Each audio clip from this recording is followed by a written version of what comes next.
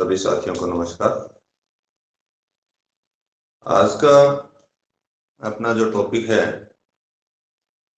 वो पर्यावरणीय समस्या से संबंधित है।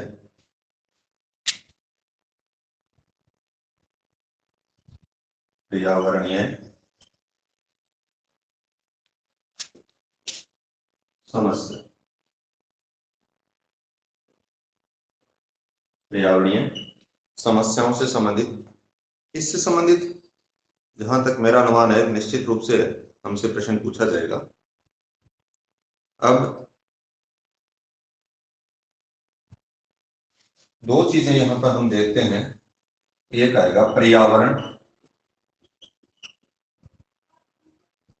प्रदूषण और दूसरा पर्यावरण अवनयन। पर्यावरण प्रदूषण और पर्यावरण अवनयन में क्या फर्क है? मुख्यतः मानवीय क्रियाकलापों के द्वारा स्थानीय स्तर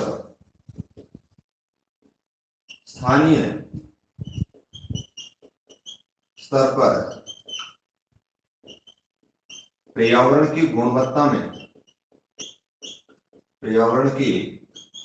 गुणवत्ता में ह्रास होना या कमी होना पर्यावरण प्रदूषण कहलाता है। और जब ये प्राकृतिक या मानवीय कारकों के द्वारा स्थानीय स्तर से लेकर के स्थानीय, प्रादेशिक व वैश्विक स्तर तक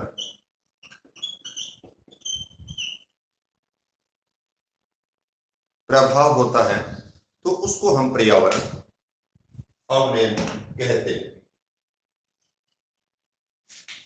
पर्यावरण प्रदूषण यानी स्थानीय स्तर पर पर्यावरण की गुणवत्ता में ह्रास। उदाहरण के लिए आप कह सकते हो जल प्रदूषण,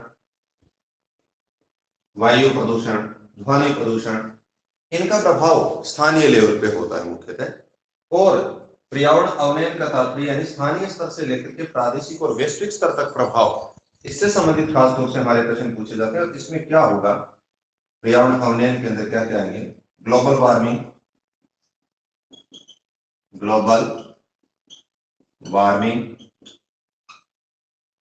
फिर उसके बाद में ओजोन ह्रास,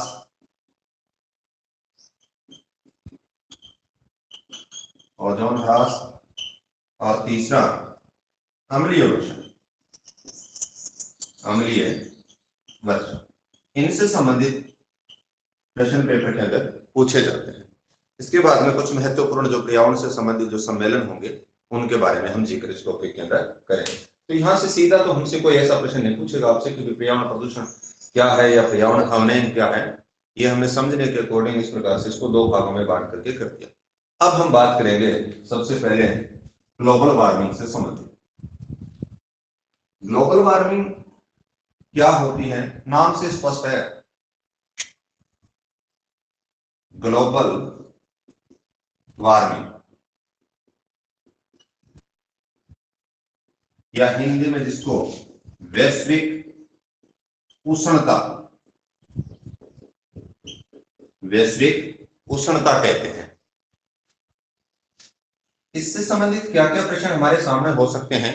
ग्लोबल वार्मिंग क्या है यानी किसे कहते हैं, क्या है, किस कारण से होती है यानी ये क्यों होता है, इसका प्रभाव क्या हो सकता है, इसे कैसे रोका जा सकता है यानी उपाय क्या है, ये सारी चीजें इससे संबंधित पूछी जा सकती है। अब सबसे पहले हम देखते हैं कि ग्लोबल वार्मिंग या वैश्विक उष्णता पृथ्वी की सतह के या निचले वायुमंडल के औसत तापमान में वृद्धि होना। पृथ्वी के औसत टेम्परेचर में क्या होना? वृद्धि होना, यानी सरफेस और उसका जो निचला वायुमंडल है उसके तापमान में औसतन जब वृद्धि होती है तो उसी को क्या बोलते हैं? ग्लोबल वार्मिंग यानी वैश्विक उष्णता, यानी पूरा विश्व है वो गर्म होना शुरू हो गया, हम यूं कह सकते हैं सामान्य। अब बात आती है कि ये ग्लोबल जो वार्मिंग है वो किस वजह से हो रही है, किस कारण से हो रही है। इसका जो मुख्य कारण है वो है हरित गैस। हरित गैस, ये प्रश्न पेपर के अंदर आ सकता है। ग्लोबल वार्मिंग के लिए मुख्यतः जिम्मेदार है हरित गैसें। हरित गैसों में भी सबसे प्रमुख गैस कौन सी है? एक नंबर के अगर ऊपर आप बात करते हो तो CO2 यानी कार्बन डाइऑक्साइड। सीधा प्रश्न ऐसा हो सकता है, ग्लोबल वार्मिंग के लिए मुख्यतः जिम्मेदार गैस है कार्बन डाइऑक्साइड, ग्लोबल वार्मिंग के लिए जिम्मेदार गैसें हैं हरित गैस। तो यहां पे CO2 हो गया। इसके अलावा methane, nitrous oxide, nitrous oxide, ये प्रमुखतः हरित गैसें हैं। अब यहां से एक प्रश्न आपके सामने और हो सकता है कि CO2 का मुख्यतः उत्सर्जन किसके द्वारा किया जा रहा है? तो एक नंबर पे आएगा चीन और 2 नंबर पे आता है USA। अब ये जो CO2 है इसका उत्सर्जन मुख्यतः कहां से होता है? इसका उत्सर्जन यानी ये आ कहां से रही है मुख्यतः? तो हमारा उत्तर होगा जीवाश्म ईंधनों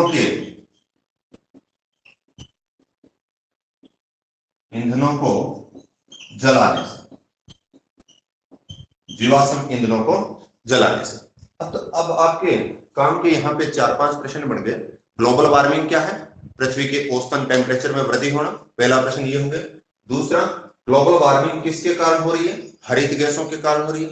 हरित गैसों में भी सबसे प्रमुख कौन सी है? CO2 है। इसके अलावा मीथेन, नाइट्रस ऑक्साइड। अगला प्रश्न आपका ये हो गया कि CO2 का मुख्यतः उत्सर्जन किस राष्ट्र के द्वारा किया जा रहा है? चीन का। CO2 की अगर बात करते हो तो मुख्यतः उत्सर्जन होता है, यानी कहां से उत्सर्जन हो रहा है? मुख्यतः जीवाश्म ईंधन। जीवाश्म ईंधन यानी कोयला और जो पेट्रोल है जिनका हम उपयोग करते हैं, उनके अत्यधिक उपयोग के कारण ही मुख्यतः CO2 का वायुमंडल में उत्सर्जन हो रहा है। और ये क्या करती है कि CO2 या हरित गैसों की मात्रा जब वायुमंडल में अधिक हो जाती है तो सूर्य की जो लघु तरंगें होती हैं, यानी सूर्य की लघु तरंगों को, यानी क्यों वृद्धि हो रही है इसको मैं बता देता हूं। ये इस प्रकार से होता है कि यहां पर सन है और सूर्य की रेजें जो धरातल की तरफ आ रही है, अर्थ की तरफ, अर्थ का वायुमंडल हो गया, ये लघु तरंगों के रूप में होती, लघु तरंगे होती।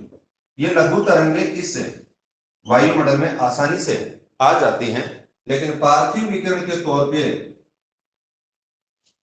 ये वायुमंडल एक कंबल की भांति इसके काम करता है। जैसे इसमें हरित गैसों की या CO2 की मात्रा में वृद्धि हो जाती है तो ये आवरण है वो मोटा हो जाता है और इन पार्थिव विकिरण को बाहर नहीं जाने देता, यानी उसकी मात्रा को बाहर जाने वाली होती है उसको कम कर देता है। इसलिए पृथ्वी के औसतन तापमान में वृद्धि हो जाती है। अब इसका प्रभाव क्या होगा? अगला जो हम प्रश्न इसके अंदर देखते हैं कि ग्लोबल वार्मिंग का प्रभाव क्या होगा। ग्लोबल वार्मिंग का प्रभाव आप एक तो ये कह सकते हो, जो हमारा वर्तमान का जो पारिस्थितिकी संतुलन है उसमें गड़बड़ हो जाएगा, पारिस्थितिकी असंतुलन, एक बात को आप ये कह सकते हो। दूसरा आप मुख्यतः ये कह सकते हो कि जो ध्रुवीय क्षेत्र हैं या जो हिमाच्छादित क्षेत्र हैं उनकी बर्फ पिघलेगी। हिमाच्छादित जो क्षेत्र हैं उनकी बर्फ क्या हो जाएगी? बर्फ पिघलेगी। ये जब बर्फ पिघलेगी तो समुद्र का औसतन जल स्तर बढ़ेगा। औसतन जल स्तर बढ़ेगा तो आसपास के जो एरिया हैं वो जलमग्न होंगे, तो बहुत बड़ा नुकसान होगा। इसके अलावा आप ये कह सकते हो कि सागर का भी औसतन तापमान वृद्धि होता है और सागर के अंदर बहुत सारे, जल के अंदर जो बहुत सारे जीव थे वो जीव तापमान अधिक होने के कारण मरने शुरू हो जाते हैं। तो आप ये कह सकते हो सागरीय जो पारिस्थितिकी है उसको भी नुकसान शुरू हो जाएगा। सागरीय पारिस्थितिकी या जीवों का ह्रास या जीवों की मृत्यु शुरू हो जाए।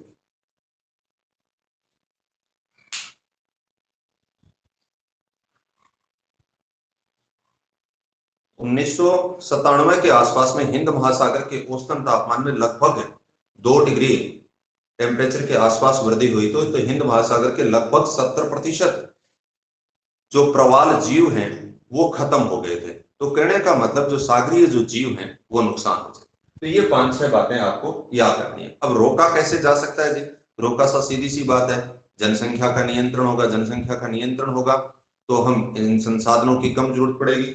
जीवाश्म ईंधनों का न्यूनतम उपयोग किया जाए या ऐसी टेक्नोलॉजी या तकनीकी विकसित की जाए जिससे CO2 जैसी जो गैसें हैं उनका उत्सर्जन कम से कम हो। और ग्लोबल वार्मिंग को लेकर के एक महत्वपूर्ण सम्मेलन 1997 में जापान का एक शहर है क्योटो शहर है इसलिए इसको क्योटो प्रोटोकॉल कह देते हैं। Kyoto protocol. प्रश्न कैसे पूछा जाता है? प्रश्न आता है कि क्योटो प्रोटोकॉल का संबंध है ग्लोबल वार्मिंग से। क्योटो प्रोटोकॉल का संबंध है ग्लोबल वार्मिंग से। एक बार स्क्रीनशॉट लेना है तो ले।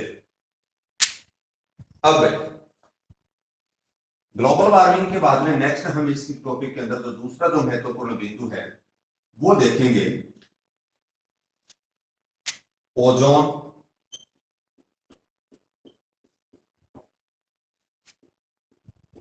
ह्रास। ओजोन ह्रास क्या होता है? ये हम सरफेस से यानी धरातल से ऊपर की तरफ जाते हैं वायुमंडल में, नीचे यहां पर सौरमंडल है, निचले वायुमंडल की परत, उसके बाद में समताप मंडल। कौन सी होती है? समताप मंडल। इस समताप मंडल के अंदर ही कौन सी गैस पाई जाती है? Ozone gas. ओजोन गैस क्या है? ऑक्सीजन के 3 अणु जब मिल जाते हैं तो उससे ओजोन का निर्माण होता है। तो वायुमंडल के इस समताप मंडल वाले भाग के अंदर ओजोन गैस का सांद्रण पाया जाता है।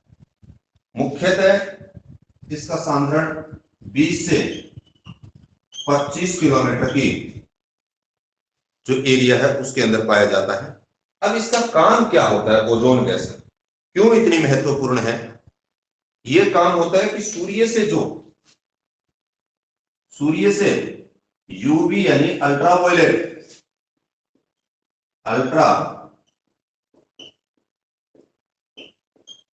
कह दीजिए या पैरा बैंगनी विकिरण। प्रश्न हो गया कि सूर्य से आने वाली अल्ट्रावायलेट या पैराबैंगनी विकिरणों को क्या करती है? ये रोकती है। कौन? Ozone gas. और रोक करके पृथ्वी के रक्षा कवच के रूप में काम करती है, यानी रक्षा कवच। ये प्रश्न पूछा जा सकता है, पृथ्वी के रक्षा कवच के रूप में काम करती है। कौन करती है? ओजोन करती है। कैसे करती है? सूर्य से आने वाली जो हानिकारक विकिरणें हैं अल्ट्रावायलेट या पैराबैंगनी किरणों को ओजोन अपने अंदर अवशोषण कर लेती है और धरातल के ऊपर पहुंच नहीं पाती है, इसलिए इसको रक्षा कवच के नाम से भी जानते हैं। अब क्या हुआ कि ये जो ओजोन गैस है इसकी कमी हो रही है, इसकी क्षति हो रही है, इसका नुकसान हो रहा है। किस वजह से हो रहा है? बाद में देखेंगे कि ओजोन जो है इसका ह्रास किस वजह से हो रहा है। जैसे हमने ग्लोबल वार्मिंग की बात की थी, उसके लिए मुख्यतः जिम्मेदार गैस हमने कहा था कि हरित गैसें होती हैं। उसी प्रकार से ओजोन ह्रास के लिए मुख्य जो गैस है वो है हैलोजनिक गैस। हैलोजनिक। और हैलोजनिक जो गैसें हैं उनके अंदर CFC और फ्रीऑन आती हैं महत्वपूर्ण। तो सबसे जो महत्वपूर्ण है हैलोजनिक गैस के अंदर वो है CFC, और उसके बाद में हमने लिख दिया फ्रीऑन। तो प्रश्न बनता है ओजोन गैस को जो नुकसान पहुंचता है मुख्यतः किसके द्वारा पहुंचता है? हैलोजनिक गैसों के द्वारा। और हैलोजनिक गैसों में भी सबसे महत्वपूर्ण कौन सी है? CFC है। तो प्रश्न आता है कि ओजोन गैस को मुख्यतः नुकसान होता है। सीएफसी का मतलब क्लोरोफ्लोरोकार्बन, सोल्ट के अंदर या क्लोरोफ्लोरोकार्बन ऐसा शब्द भी दिया जा सकता है। अब बात ये आती है कि ये जो हेलोजनिक गैस है या जो सीएफसी है, इसका मुख्यतः उत्सर्जन कहां से होता है? उत्सर्जन, ये भी प्रश्न पूछा जा सकता है, उत्सर्जन कहां से होता है? उत्सर्जन की यदि हम बात करें तो जो प्रशीतक यानी जो ठंडे करने वाली जो चीजें हैं, प्रशीतक के साधन, प्रशीतक के साधन के तौर पे आप रेफ्रिजरेटर का जिक्र कर सकते हो, फ्रिज का जिक्र कर सकते हो, एसी का जिक्र कर सकते हो। यानी प्रशीतक के साधक एसी की एयर कंडीशनर होगी, रेफ्रिजरेटर और जो फ्रिज हैं उनके द्वारा मुख्यतः सीएफसी का उत्सर्जन होता है। इसके अलावा जो सौंदर्य प्रसाधन के साधन होते हैं उनमें सीएफसी का उपयोग होता है। और जो इसके अलावा आप यूं कह सकते हो जो फोम वगैरह वाले जो गद्दे होते हैं उनसे भी सीएफसी का उत्सर्जन होता है। इनके द्वारा ओजोन गैस को हानि पहुंचती है। अब पता कैसे चला? फॉरमैन नाम का विद्वान था, उन्होंने निम्बस 7 यान था, उसके माध्यम से अंटार्कटिका पे पहुंचे और उन्होंने देखा कि अंटार्कटिका के ऊपर ओजोन के अंदर होल हो चुका है, छिद्र हो चुका है। यानी आप ये देखते हो कि ये जो हमारा वायुमंडल था उसके अंदर हमने कह दिया जो समताप मंडल वाला जो हिस्सा है उस पूरी में ही ओजोन लेयर फैली हुई है और मुख्यतः हमने कहा था 20 से 25 किलोमीटर के बीच में इसका सांद्रण पाया जाता है। नॉर्थ पोल की तरफ भी है और साउथ पोल की तरफ भी है। तो दक्षिण की तरफ अंटार्कटिका महाद्वीप है, उत्तर की तरफ हम कहते हैं आर्कटिक महासागर आ गया। तो अंटार्कटिका के ऊपर ये नहीं है कि आर्कटिका के ऊपर ओजोन को नुकसान नहीं है, लेकिन अंटार्कटिका के ऊपर ओजोन को सर्वाधिक नुकसान पाया गया, यानी सबसे बड़ा होल पाया गया। होल का मतलब है कि जैसे आप यूं कह सकते हो कि आपके पास कोई बेडशीट, कंबल या चादर है और उसमें कोई चीज ऐसी गिर जाए तो बीच में से उसके अंदर छिद्र हो जाए तो वो कैसा दिखाई देगी? वो चादर फटी हुई, यानी उसमें छिद्र दिखाई देगा, होल दिखाई देगा। उसी प्रकार से ये जो ओजोन की जो लेयर है 20-25 किलोमीटर, आप इस प्रकार से सोचिए कि भाई हम ये नीचे सौमंडल आ गया, फिर समताप मंडल में जहां पे ओजोन है। अब अंटार्कटिका के ऊपर ये देखा कि इसके अंदर इस प्रकार का छिद्र है, यानी छिद्र का मतलब वहां से वो खत्म हो चुकी, रिक्त हो गई ओजोन। तो ओजोन छिद्र की खोज की गई अंटार्कटिका पे, किसके द्वारा? फॉरमैन के द्वारा।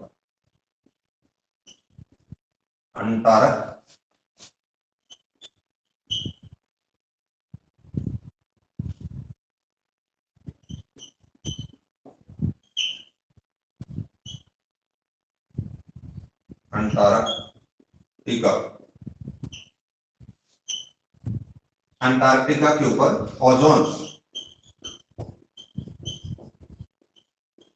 छिद्र के बारे में पता लगा।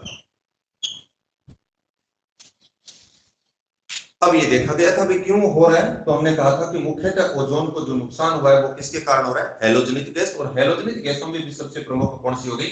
सीएफसी हो गई। और सीएफसी का उत्सर्जन कहां से हो रहा है? ये बहुत हल्की गैस होती है सीएफसी। हालांकि सीएफसी का उत्सर्जन मुख्यतः उत्तरी गोलार्ध के जो विकसित राष्ट्र हैं उनके द्वारा होता है, लेकिन कुछ अंटार्कटिका जो महाद्वीप है उसके ऊपर समताप मंडल में इस प्रकार की कुछ कंडीशन होती है कि वहां पर ये ज्यादा दिखाई दिया है, इसलिए नुकसान जो सबसे ज्यादा है वो अंटार्कटिका के ऊपर हुआ है। इसलिए ओजोन छिद्र कहां पे पाया जाता है? तो उत्तर आ जाता है हमारा अंटार्कटिका। किसने खोज की थी? फॉरमैन ने की थी। इस यान से गए थे, निम्बस 7 यान से। एक बार इसका स्क्रीनशॉट लीजिए, आगे बात करते हैं। अब जब ये सारी चीजें होगी तो ओजोन के प्रति यानी चिंता जताई जानी शुरू हो गई, क्योंकि ओजोन हमने कहा था पृथ्वी की रक्षा कवच के रूप में काम करती है। अगर वो अल्ट्रावायलेट किरणें धरातल के ऊपर आएंगी तो उससे त्वचा कैंसर की संभावनाएं सर्वाधिक होती हैं। अब इस ओजोन के संदर्भ में 1985 में सर्वप्रथम वियना, ऑस्ट्रिया के अंदर है, वियना ऑस्ट्रिया में ओजोन को लेकर, ओजोन संरक्षण के ऊपर सर्वप्रथम चर्चा की। यानी आप यूं कह सकते हो ओजोन संरक्षण हेतु सर्वप्रथम प्रयास।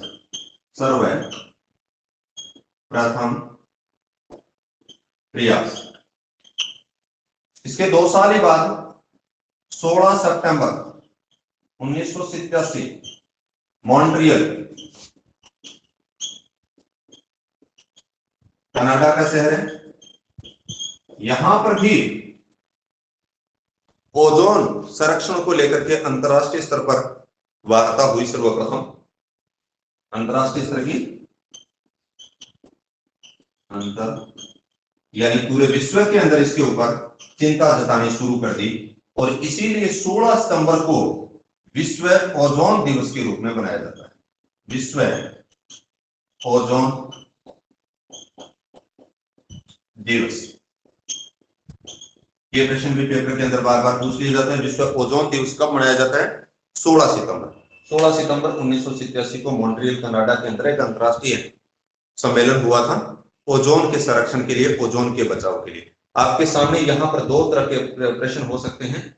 वियना और मॉन्ट्रियल किससे संबंधित है? ये समझौते ओजोन संरक्षण से संबंधित है। वियना का सम्मेलन कब हुआ? 1985 में, और मॉन्ट्रियल का कब हुआ? 16 सितंबर 1987 को। 16 सितंबर को विश्व ओजोन दिवस के रूप में मनाया जाता है, ये ध्यान रखें। अब ओजोन की जो मोटाई होती है वो किसके द्वारा नापी जाती है, ये भी पूछा जा सकता है। तो हम कह सकते हैं मापन डॉब्सन के द्वारा।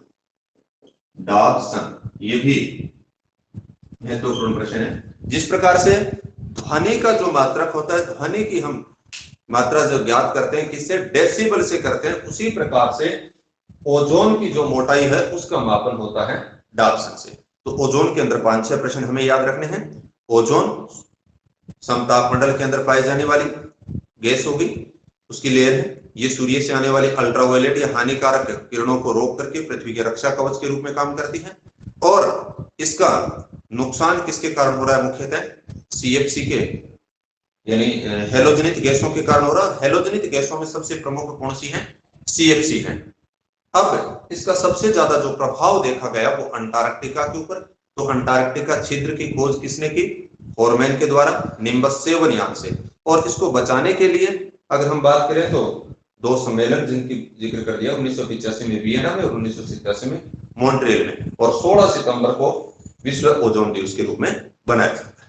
तो ओजोन से संबंधित हमें रोकने के लिए वही उपाय करने होंगे कि CFC का कम से कम उत्सर्जन किया जाए वायुमंडल के अंदर, यानी हेलोजनिक जो गैसें हैं उनका अगर हम कम से कम उत्सर्जन करेंगे तो इसको नुकसान कम होगा। इसके लिए लोगों के अंदर जन जागरूकता भी जरूरी है। नेक्स्ट जो हमारा अगला इसके अंदर पर्यावरणीय समस्या के अंदर जो बिंदु है वो है अम्लीय वर्षा। अम्लीय वर्षा, अम्लीय वर्षा किसे कहते हैं? जब वायुमंडल के अंदर सल्फर डाइऑक्साइड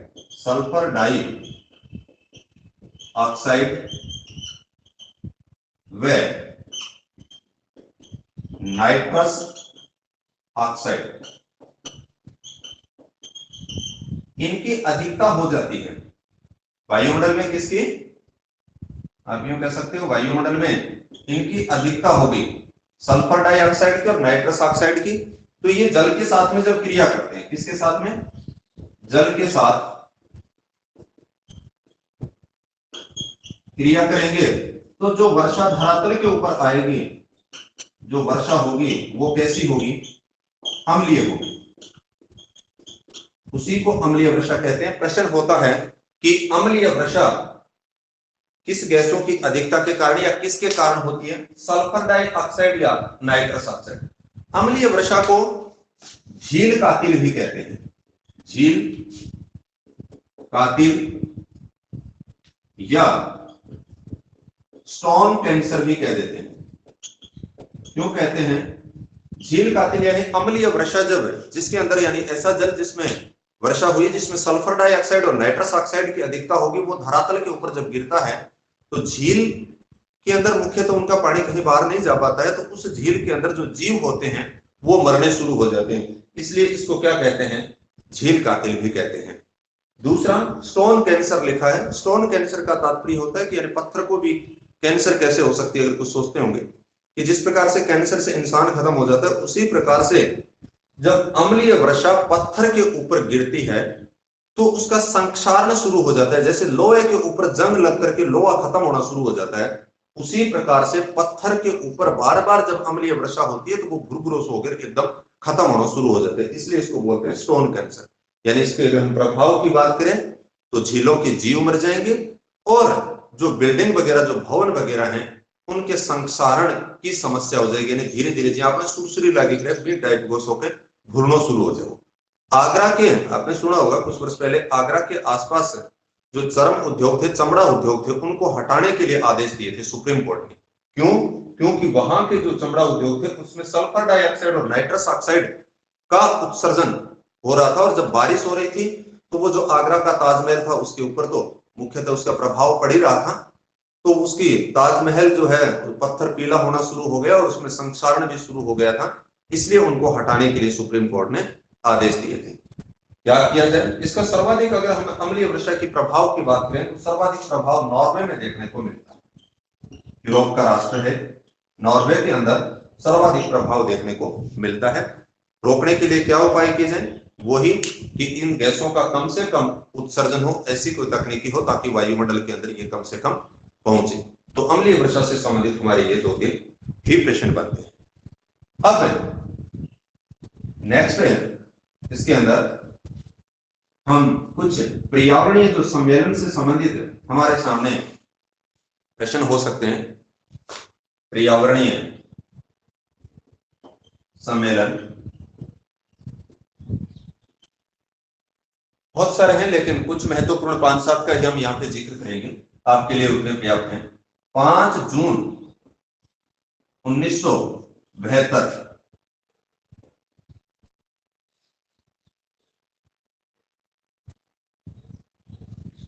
स्टॉकहोम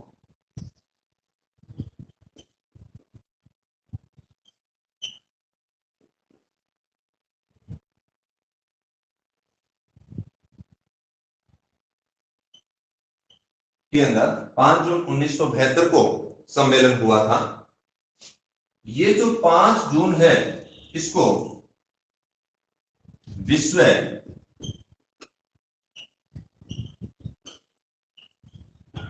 पर्यावरण दिवस, 5 जून को किसके रूप में मनाया जाता है? विश्व पर्यावरण दिवस के रूप में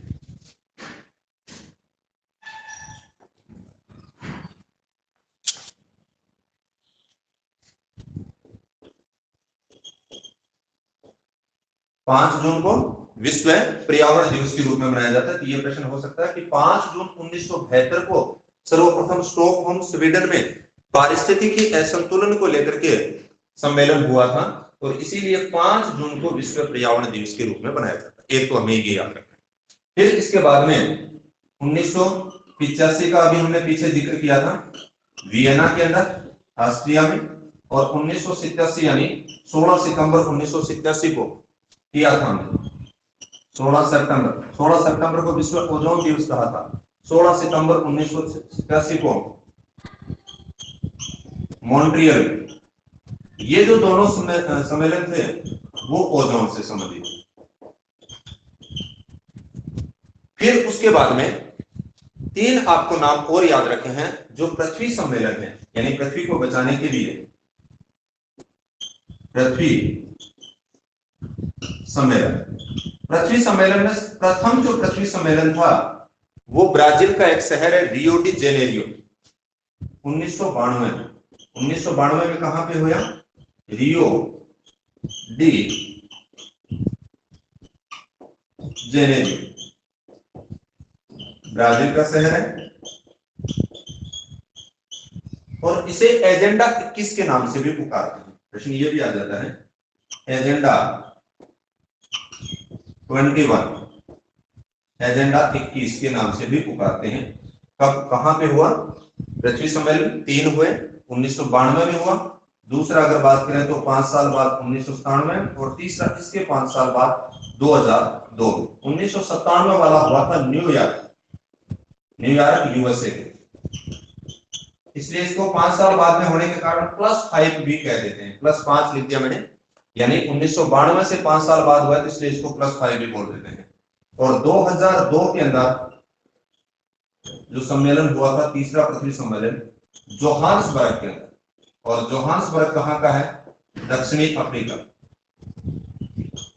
जोहान्सबर्ग जो सोने के लिए प्रसिद्ध है, ये जो दक्षिणी अफ्रीका के अंदर जोहान्सबर्ग में हुआ था, यहां सतत विकास के ऊपर बल दिया गया था। यह भी प्रश्न पूछ लिया जाता है कि किस सम्मेलन के अंदर सतत विकास के ऊपर बल दिया गया था, तो 2002 का जो जोहान्सबर्ग का सम्मेलन था उसके ऊपर दिया गया। इसके अलावा मैंने एक आपको सम्मेलन और जिक्र किया था कि 1997 में जापान का एक शहर था क्योटो, उसको क्योटो प्रोटोकॉल कहते हैं, और वो ग्लोबल वार्मिंग को लेकर के सम्मेलन हुआ था। तो 1997 वाला पीछे हमने जो लिख दिया क्योटो। इतने तो इन सम्मेलनों से संबंधित हमें बातें याद रखनी है। अब मैं इस टॉपिक के अंदर आप 2-3 बातें और याद रख सकते हो, अगर अतिरिक्त इसका स्क्रीनशॉट लेना है दे लीजिए।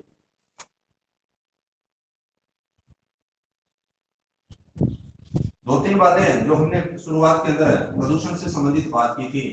प्रदूषण का हमने जिक्र किया था कि भी जब मानवीय गतिविधियों के कारण स्थानीय स्तर पर पर्यावरण की गुणवत्ता में ह्रास होता है तो उसको हम प्रदूषण कहते हैं। प्रदूषण के अंदर मुख्यतः जल प्रदूषण, वायु प्रदूषण, ध्वनि प्रदूषण, भूमि प्रदूषण, ये सारे आते हैं।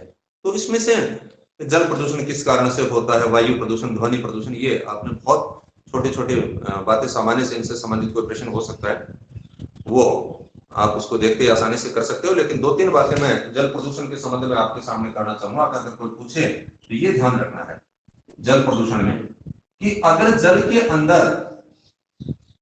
अंदर पारे की अधिकता हो जाती है, पारे की अधिकता होती है तो कौन सा रोग होता है? मिनी माता। ये प्रश्न पेपर के अंदर पूछ लिया जाता है इस प्रकार से कि जल में पारे की अधिकता होने के ऊपर कौन सा रोग होता है? मिनी माता। अगर जल के अंदर नाइट्रेट की अधिकता हो गई, जल के अंदर नाइट्रेट की अधिकता हो गई तो होता है blue baby syndrome.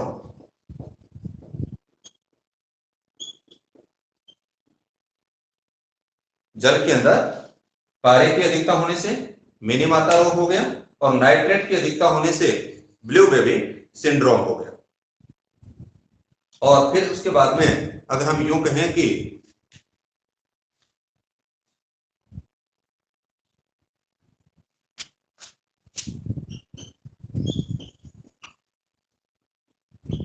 Cadmium,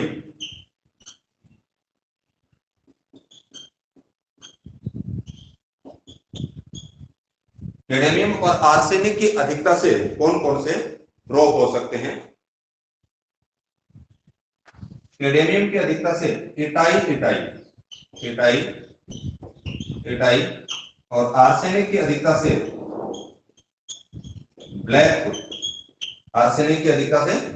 black foot रोग हो सकता है। तो ये 4 शब्द हमें याद रख लेने जल प्रदूषण से संबंधित कि भाई जल के अंदर जब पारे की अधिकता हो जाएगी तो मिनी माता रोग हो जाता है, नाइट्रेट की अधिकता होगी तो ब्लू बेबी सिंड्रोम, कैडमियम की अधिकता होगी तो एटाई और आर्सेनिक की अधिकता होगी तो ब्लैक फुट। ये चारों प्रश्न ही इसमें भी खासतौर से ये 2 पूछे जाते हैं, पारे और नाइट्रेट वाले। अब उसके बाद में वायु प्रदूषण से संबंधित आपको जो ध्यान रखना है तथ्य, वायु प्रदूषण क्यों होता है, कैसे होता है, वो आपको सब पता है। लेकिन यहाँ पे वायु प्रदूषण के लिए मुख्यतः जिम्मेदार कौन सी गैस है, ये ध्यान रखना है। जैसे हमने कहा था ग्लोबल वार्मिंग के लिए मुख्यतः जिम्मेदार थी CO2, कार्बन डाइऑक्साइड, उसी प्रकार से वायु प्रदूषण के लिए मुख्यतः जिम्मेदार गैस होती है CO, carbon monoxide, carbon monoxide. और इसके बाद में 2 नंबर पर आती है सल्फर डाइऑक्साइड, सल्फर डाइऑक्साइड। बस वायु प्रदूषण के अंदर हम यहां पर इतना याद रखेंगे। और ध्वनि प्रदूषण का जो मात्रक होता है वो डेसिबल हो गया। और मेरे विचार से इस टॉपिक के अंदर हमारे लिए इतनी बातें काफी हैं, पर्याप्त हैं, इनको ध्यान से पढ़ेंगे तो बहुत है। धन्यवाद।